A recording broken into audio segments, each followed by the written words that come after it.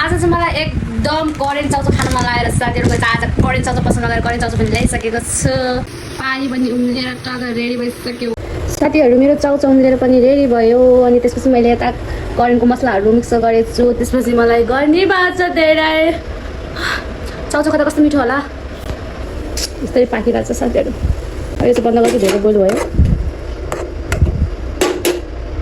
त्यसपछि समाते चेटेर भुइँमा राख्छु सिसी मसला। साथीहरू म चाहिँ यति यो करेन्ट नबन म मात्रै हो कि सबैजना साथीहरू। यो करेन्ट भनेपछि अहिले करेन्ट बिहान भएको थियो साथीहरू। बिहान होस् त जे होस्, पेटले मान्दैन, मनले मान्दैन। यसमा एउटा अन्डा ट्वाक्क लाएर भएको झरी मिठो हुन्छ साथीहरू। हतारको बेला अब मुक्त नसाएन नि खाए ल।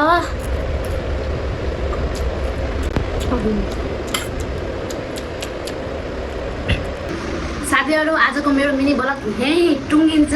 आजको मेरो भिडियो हेरिदिएकोमा हजुरहरूलाई धेरै धेरै धन्यवाद। हृदयदेखि बाई बाई। जस्तो आयो त्यस्तै हजुरहरूलाई प्रस्तुत गरिहाले।